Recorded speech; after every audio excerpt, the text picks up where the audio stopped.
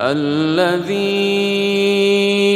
أحسن كل شيء خلقه وبدأ خلق الإنسان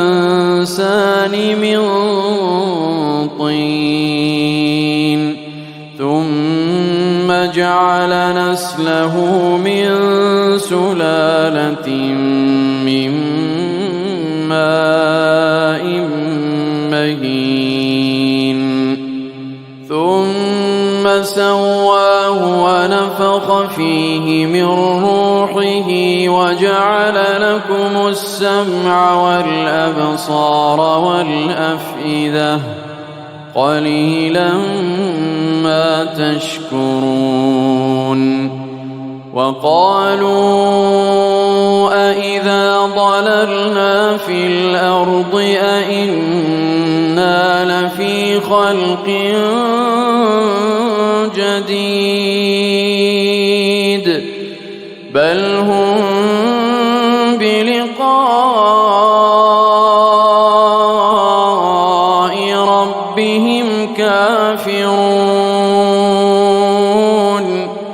قل يتوفاكم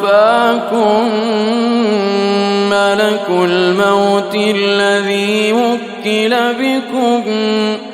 ثم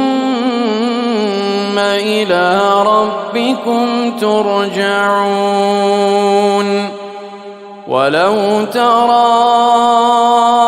إذ المجرمون ناكسوا رؤوسهم عند ربهم ربنا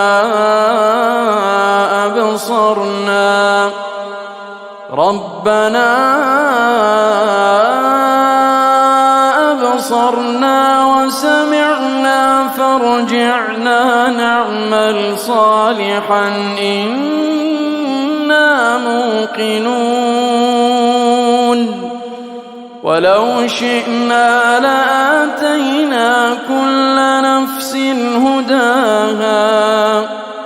ولكن حق القول مني لأملأن جهنم من الجنة والناس أجمعين فذوقوا بما نسيتم لقاء يومكم هذا إنا نسيناكم وذوقوا عذاب الخلد بما كنتم تعملون